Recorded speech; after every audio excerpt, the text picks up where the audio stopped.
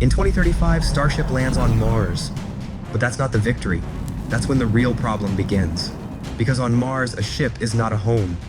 Lose power for a few hours, or if water stops flowing, the colony is basically finished.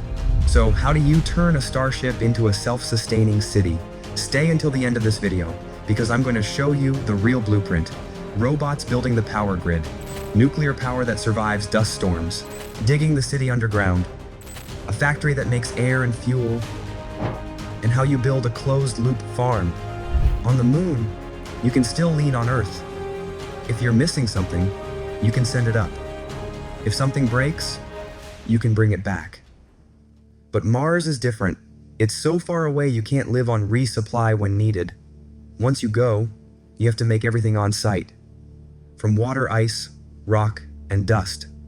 From a thin atmosphere to the thing humans hate talking about, waste. Because on Mars, resupply isn't a plan. It's just a way to delay collapse. Mars is not a vacation. It's the biggest industrial project in human history. Elon Musk often talks about a window of time. Life has existed for billions of years, but only in our generation does humanity have the technology to leave Earth and reach another planet. The problem is, nobody knows how long that window stays open. If we miss it, we may never get a second chance. And to walk through that door, Musk doesn't need magic. He needs one thing, a machine powerful enough to haul an entire city into orbit, because the core problem of settling Mars isn't planting a flag on red soil. It's mass. You can't go to Mars empty-handed. You have to bring an entire industrial ecosystem, machines, factories, batteries, reactors, water processing, life support systems, materials, and in spaceflight, mass is always the most expensive thing. Add 1 kilogram to orbit, you add money, you add fuel, you add risk.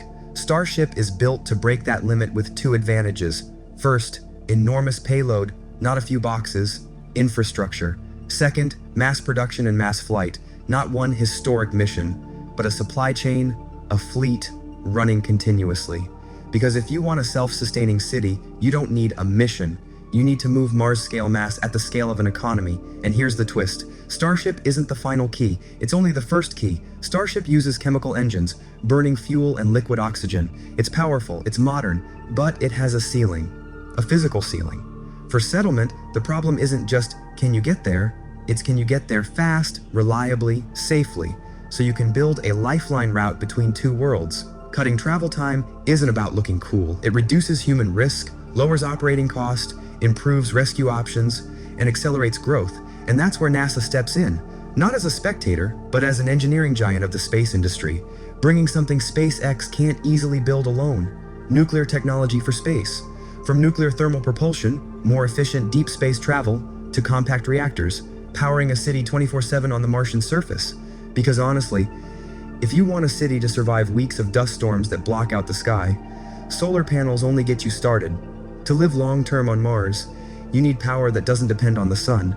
The first ship lands on Mars, and the first thing that steps down isn't a human, it's robots. Because that ship is not a home, it's a construction kit, packed with an army of machines. Day 1 has only one objective: power. Robots roll out thin-film solar arrays packed like carpets. They're not as efficient as rigid panels, but they win at the one thing that matters most on Mars: packing density. You can cram into one Starship enough material to stretch for kilometers. 10 robots work like a factory line. Day after day, the energy farm expands, strip by strip, rising from red dust without a single human hand. And then the first electricity flows into the system. But that's only the warm-up, because to build a city, you don't need electricity just for lights. You need electricity for manufacturing, industrial power, 24/7, to run refining plants. If it shuts off, the city shuts off with it. The second ship delivers the most important thing: power that doesn't depend on the sun. A compact fission reactor, simple, rugged, stable, not as complex as a power plant on Earth. Its principle is blunt, but insanely effective. Make heat, transfer heat through a straightforward loop, spin a generator, and produce steady electricity. But nuclear needs shielding. The robots choose the most practical approach: dig a pit and bury it. Martian soil becomes the primary radiation shield, and from that moment on, the city has a new heartbeat: power, 24/7, through the long nights and the dust storms. Solar gets you started, nuclear keeps you alive, a hybrid grid. And that becomes the foundation of a civilization. The surface of Mars is a dead zone. Radiation hits you directly. Temperature swings brutally between day and night. You can't build a glass city on day one.